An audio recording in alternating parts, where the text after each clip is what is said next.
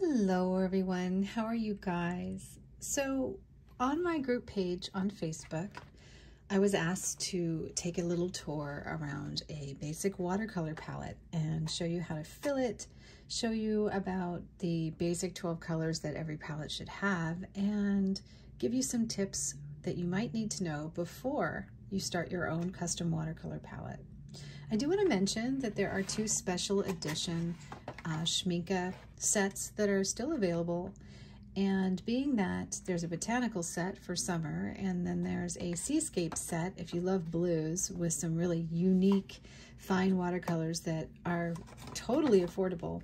I thought you might be interested in knowing about these sets because we have to fill a palette anyway, and I bought these sets and have been working on customizing them. I cleared out some of the colors because I know I'm going to kind of rearrange here a little bit and get you down to a basic 12. So no matter which set you buy, the blue one comes with a really amazing range of blues that I would totally have in my palette anyway, and I just love them, like Cobalt, Azure. I mean, we're going to talk about colors in just a second, but this is a really cool one. And then you could just add the basic yellows, the reds, and you would have everything you needed. So I highly recommend this one because I love blues, and you would have everything you needed for winter or spring. This one's great for summer florals and springtime paintings, and this one comes with like lemon yellow, a pinky kind of red, a regular red, gold, quinacridone gold, two different kinds of greens, a burnt sienna for making neutrals, sepia brown, transparent green gold. So you can see it's got a really nice range of botanicals. If you want them both, by all means, I highly recommend both of them. These are beautiful kits, and between the two of them, you get so many watercolors for the price. So I will leave a link below in the description so that you can get them with my discount, my 10% off. So just keep a look out for that. So I'm going to take the ocean one because I love all of those blues. I did already clear out some of the blues because I want to just go through what I recommend as being just your basic 12 and where we go from there. So before you start filling your palette, no matter what, if it's a traditional palette that it comes with empty pans and you have to fill it, like this travel palette, or if you're using a like a studio palette like this one down here that is, just has the wells. Either way, you're going to be filling these wells, and there is a certain way to fill them, so I will go through that with you in this video. Mixing area is going to depend on how much you paint and what you paint. If you find that you paint a lot of really large watercolors, then you want a very big mixing area, but this is pretty much all you need for any of your sketchbook paintings or paintings like I've been doing in the watercolor classes for you guys. This is the granulating sketchbook that we made for the watercolor class, and all of these paintings, you don't need anything further than this palette here just to do all this kind of work. The basics is really going to get you through. These are actually granulating watercolors from this class, but I also have a sketchbook class for beginners that walks you through all of the basics, without all of the bells and whistles in the watercolors. You're going to need a watercolor brush, so depending on how big your sample squares are, or what you're painting, you definitely want to keep a watercolor brush on hand. I love these little Tintorito travel brushes because they fit right in these palettes so easily, and they have the regular ones, but I think these are amazing. They're beautiful brushes, and they're so flexible for everybody's needs, and they come in different sizes, of course. So whether you like a size 6 or you're comfortable with a size 4, or you like them both, you can get them both into this size of a palette. So talking about colors, there are so many colors, right? A basic 12 starts out with a warm and cool yellow, a kind of warm and cool blue, a burnt sienna, because burnt sienna is actually that middle of the road color that you use for earthy tones and mixing neutrals. Then a cadmium red which is more of a red-orange, and an alizarin crimson, which is more of that really bright, kind of like pinky red. So the additional colors to that mix, I find that I always need are quinacridone magenta or quinacridone rose, so whichever one works better for you, and one convenient green, and that could be a sap green, which I find is something that I don't generally mix, or a hooker's green. Now, hooker's green tends to be, if it's made of, you have to check if it's made of the pigment PG8, it's fugitive. So you don't want to use that in anything that might fade, like if you're going to give it away or it's important. I chose this sap green because I love it, and it does everything I need it to do, and I can actually make it more olivey if I want to, like the hooker's green. This is made with PY150 and PG7. PG7 is actually phthalo green, and PY150 is one of my favorite yellows, which is nickel azo yellow. So you can easily mix that just by having nickel azo yellow and phthalo green in your palette. And that's where the decisions need to be made. So when you look at this basic chart here, you see there are, starting from the cooler yellow, which is lemon yellow, that's the basic. Then it goes more orange as you go through the color range, getting to a very, very orange red. Then you go, you know, as you move through the orange reds into the more pinky reds, like blue reds, which also moves more into the violets. And then full-on purple, which would be mixing the red with a blue would get you the purple. So I like the arrangement here because it kind of makes sense, you know? When you're dealing with blues, you only really need 2 blues. Everything else is a convenient blue and will give you different shades and are really, really fun to paint with. And that's why I really love that palette. That's the ocean palette, because this palette has such cool blues in it that I really like to use. But anything blue mixing with green or mixing with yellow is going to make greens.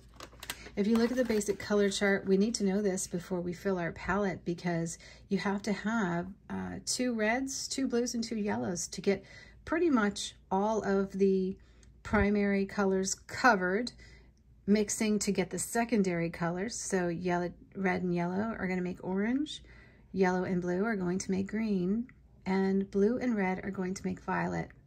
Then the tertiary colors are like the red oranges, the orange yellows like the golds, the like May greens, or like those light olive greens, those like deeper, moodier blues, those are tertiary colors. And you can mix those just from your primary palette by mixing these together and then also mixing those together. That's the easiest way I know to explain it. Depending on what colors you choose as your basics, that's going to be what you're going to get in the secondary and the tertiary colors. So if you have a warm red and a warm yellow, that's going to manipulate the colors in between as they mix together. And that's how that works. Very simple. You get a really wide range with some color choices. So things like a really beautiful yellow mixed with Quin Magenta, you get these ranges, as opposed to the lemon mixed with Quin Red, you get those ranges. The azo yellow mixed with alizarin crimson, you get a much warmer range. So you can see just by changing up your red and your yellow, basically I think the red is what really manipulates the color range here, because yellows are so similar. They really are. I mean, we've got Quin yellow here, a Quin gold, a Hansa yellow, an aqua yellow, a lemon yellow, you know, a azo yellow. All those yellows really, they changed up these mid colors because of the red they were mixed with. Like, yes, Quin gold, you're going to get moodier shades no matter what, right? But when it comes to a difference between the PY138, the PY3, the PY150, PY168, and PY61, you're still going to get really vibrant colors, you know, depending on this red. So that's where we have, I think, the most color choices to make is in your reds and pinks in your palette. So when you're choosing your 12, you might want more than one red and one pink, because that is really going to reflect in your mixes. I hope I explained that really simply to you, because I think that, in my opinion, is one of the most important aspects of choosing your color palette. So let's go through these colors now. So when I'm filling my palette, I want a lemon yellow, which is more of a cool yellow, even though yellows are warm, right? But the yellow that I choose here for this lot has to be a really clear, cool, beautiful yellow that is easily mixed with everything. So I want something that doesn't have any more than one pigment.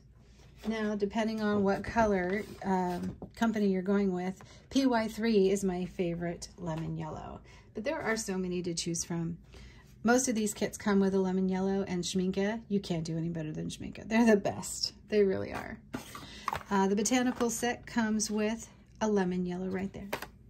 The ocean set, you have to order a lemon yellow or provide one. So a pan fit in there works great. For the second yellow, I recommend either going with a Quin Gold, which is already in the botanical set, or going with an Azo yellow. You have really good choices when it comes to those. So the Quin Golds that I love, there are so many of them, I have to say, and they range. But I like having a goldy yellow on hand because I can't really mix it as well as I can buy it. The Roman Szmal one is beautiful, but you can also see Quor, Daniel Smith, and Schminke also make great Quin Golds. I find that this is a really valuable asset to a palette because that gold is just so usable in so many things and making moody mixes. The Aussie Red, yes, it's a great color, but I find that more of a convenience color, something I do reach for. But at the same time, I don't use this to mix because it can get muddy. So I would much rather see you either using maybe a Nickel Azo Yellow as your gold, or a Quin Gold, depending on how many pigments are in the paint that you can get your hands on. So that's where we are with that second yellow or a gold color. The third one is the blues. Ultramarine blue is a huge staple in every kit. It's right here in the French Ultra and right here in Ultramarine Finest. So both of the kits have them. They just have two different kinds of blue. Now the difference between those two blues, I can actually show you because I have swatched it out. So when you look at the Schminke line of colors, French Ultra has more granulation than Ultra Finest, and that is pretty much the only difference. They're perfect for mixing, and they're beautiful colors with a high light fast rating. As far as ultramarine goes, it's a warm blue, and it has traces of red in it. So it sits more on that violet range on the color wheel. So when you mix with it, it's going to give you really, really beautiful, bright, dark and subtle grays, mauves, and beautiful moody purples. That you just have to have it. But as far as that second blue, most people recommend Cobalt.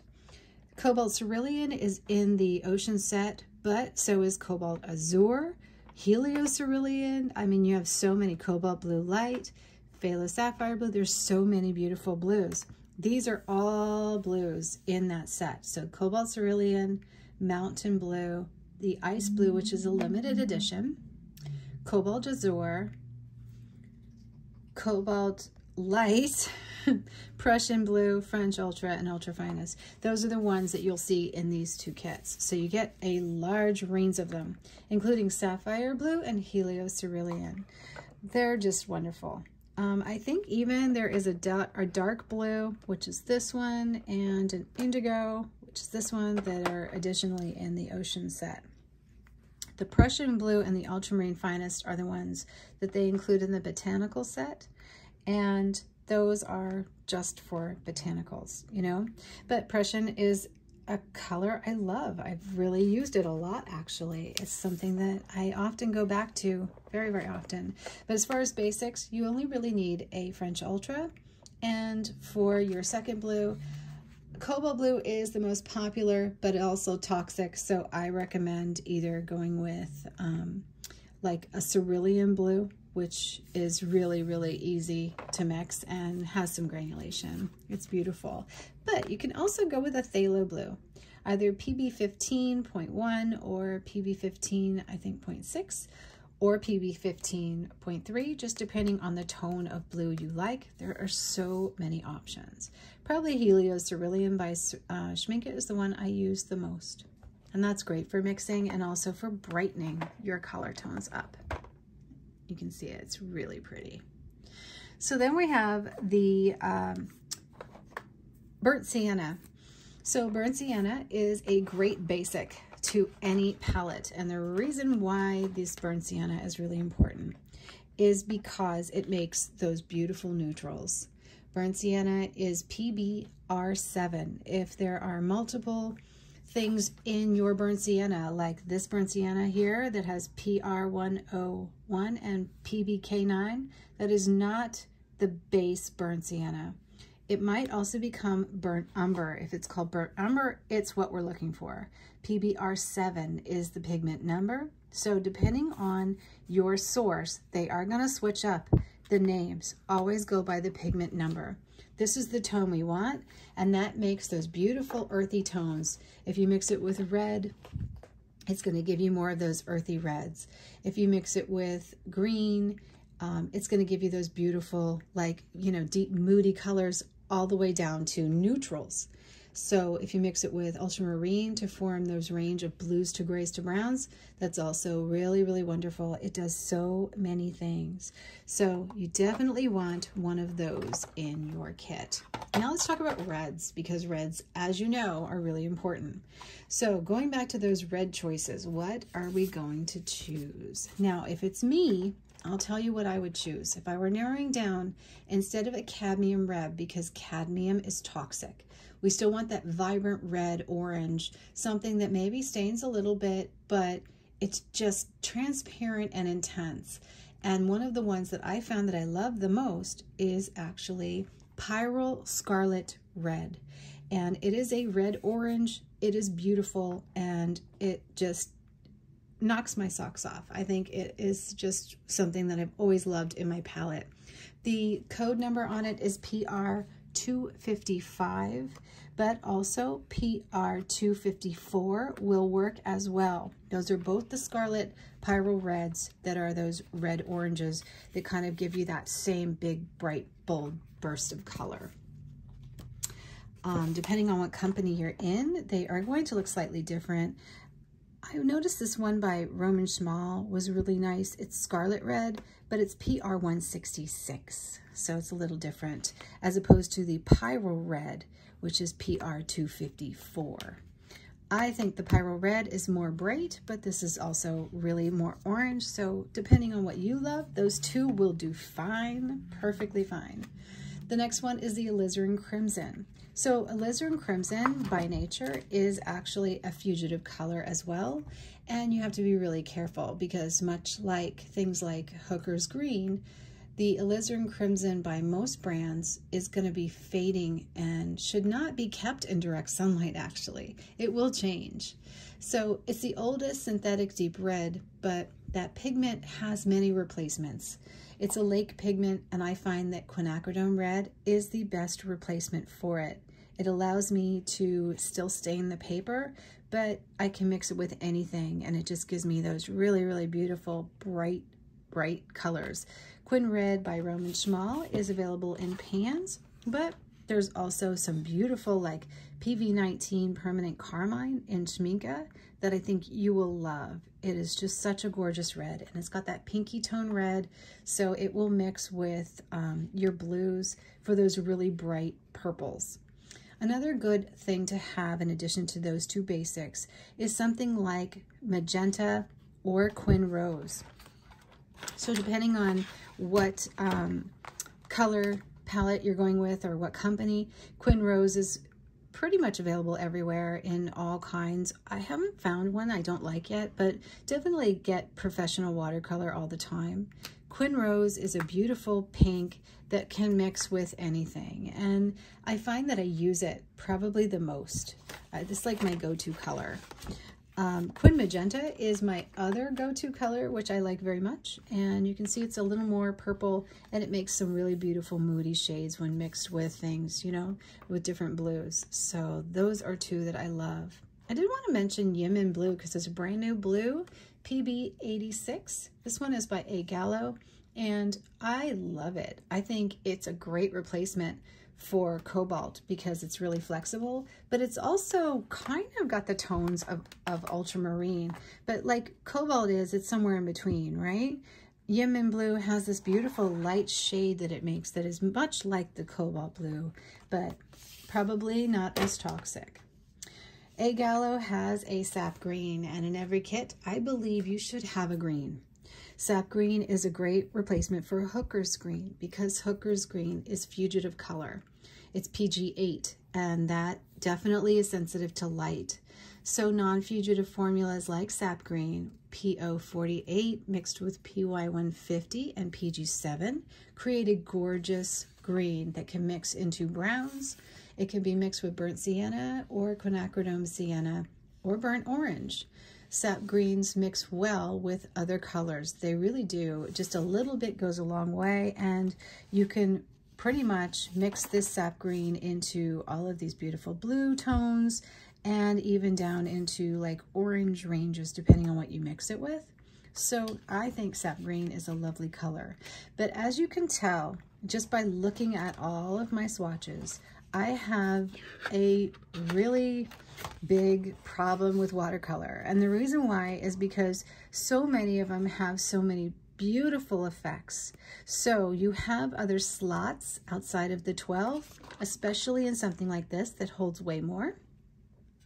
So when you're filling up your palette, you can actually get some really fun convenience colors that you might really love.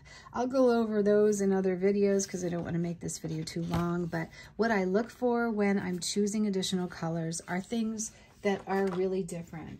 Things with a lot of granulation that break up in sediment and offer maybe more than one shade within the color range. That's something that I taught you guys how to use in the Granulating Watercolor for Beginners sketchbook. As you can see, just one color can make a variety of different effects in a painting.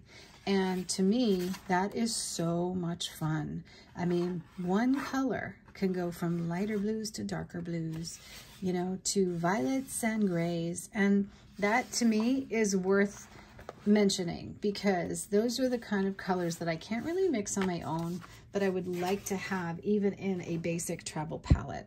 So consider that when you're adding other colors to your palette and you're making your final choices. I hope this was really helpful to you guys, and I hope that I gave you some things to think about when you're filling your palette. We're going to fill a couple of slots here so I can give you some tips on how to fill your watercolors. So right here I have lemon yellow. So let's just grab a nice lemon yellow and think about what we have to do to make this yellow really sit well within a palette. Now, when you're filling your palettes, you should always think about the same things. And what those are how much watercolor you're putting in and what you want it to do.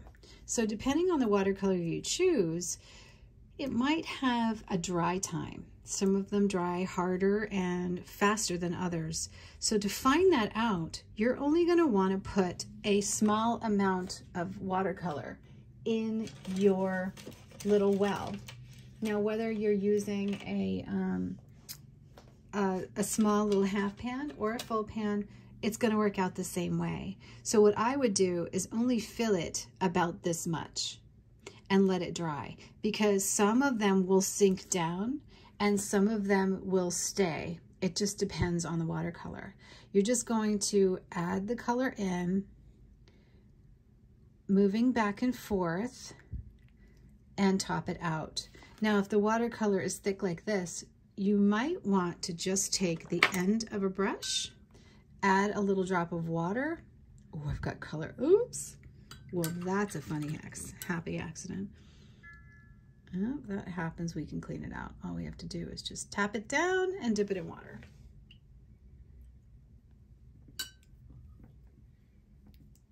That's so funny.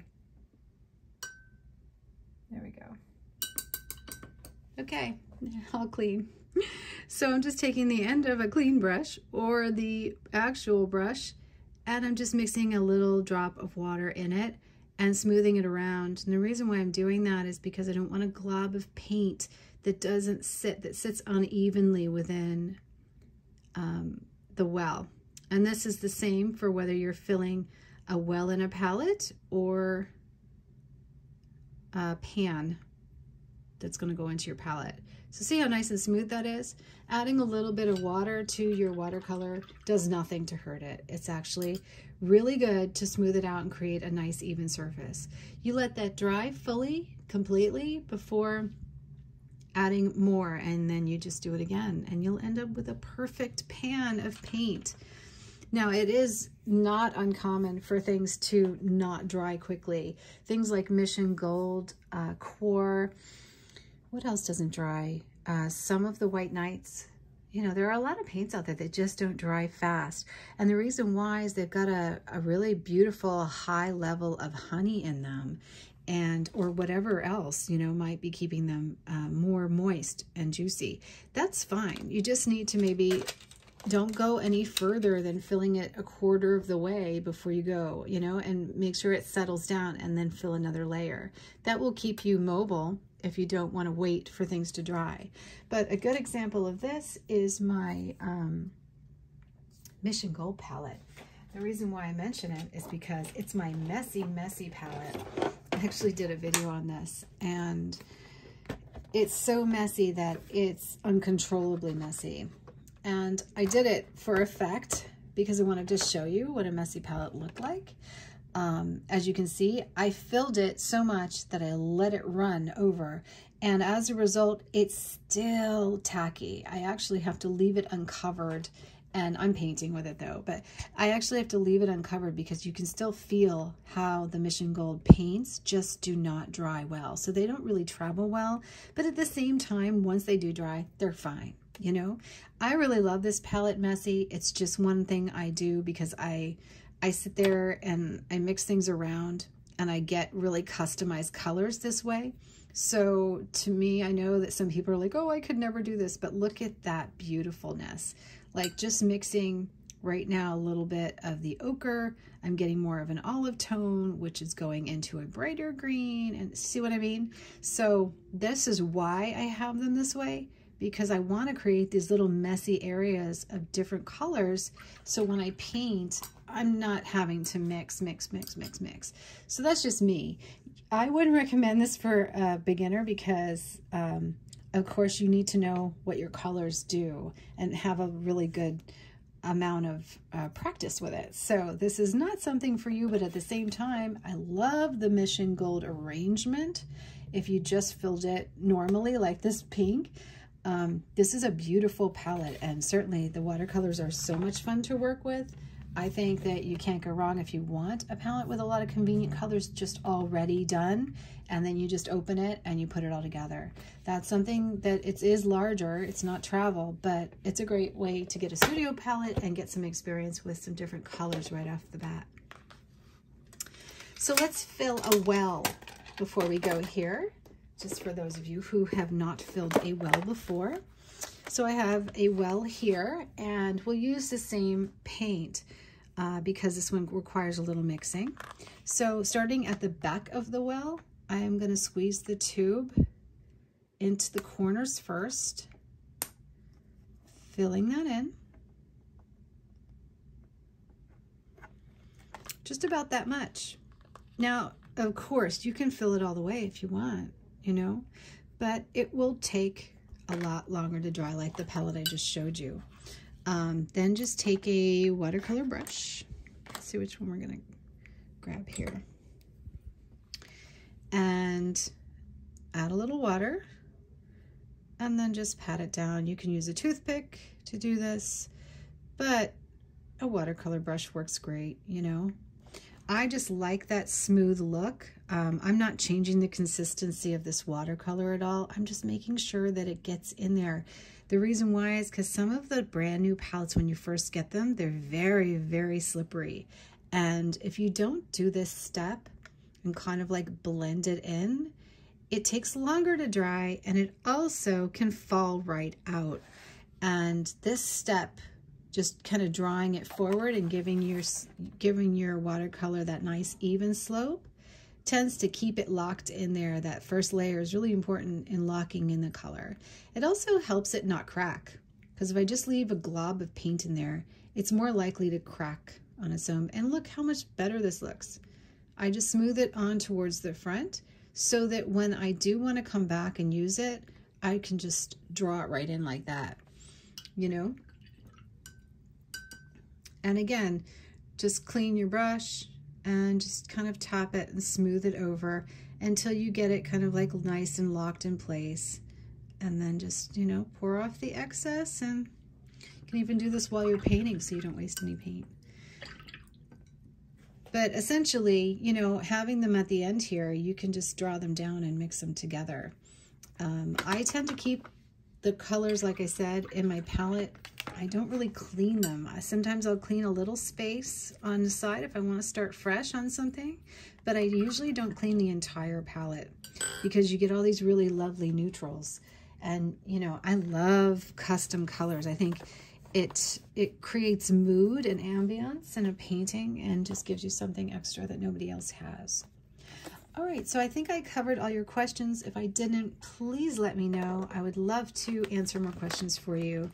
If you're interested in taking watercolor classes and you've stuck with me this long, then please come over to JacquelineJax.com and take my watercolor classes. I think it would be something you'd really enjoy, and you'll learn a ton.